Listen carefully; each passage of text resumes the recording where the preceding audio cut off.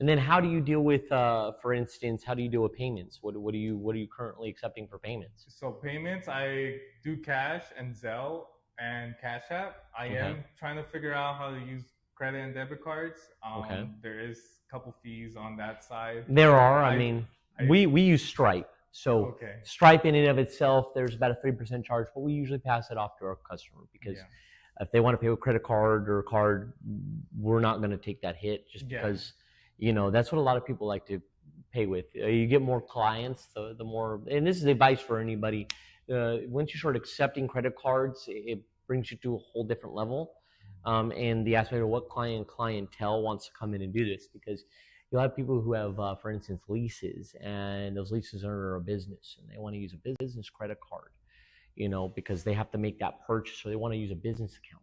yeah, So you obviously have to pass that. You can pass that on. You can even start accepting tips when using these kind of platforms. Stripe's a little bit different because usually it's for LLCs and I believe, if you don't get me wrong, but I think it's more for when you start getting incorporated. Not too sure about that. Square is something that I used yeah. to use a lot. That's what I Yeah, was figuring out right now, how to use Square and yeah, what's the actual terms and yeah. all the percentages. It's usually Just so about 3% is what they yeah, I believe it charge. was Yeah, like 3.5 yeah, around there. 3.5. Yeah, Rates which went up. yeah, Yeah, yeah. I mean, everything it's goes up. changing. I mean, but yeah, that's once you start accepting credit cards, it's a whole like a thing, and then you start getting different types of clientele.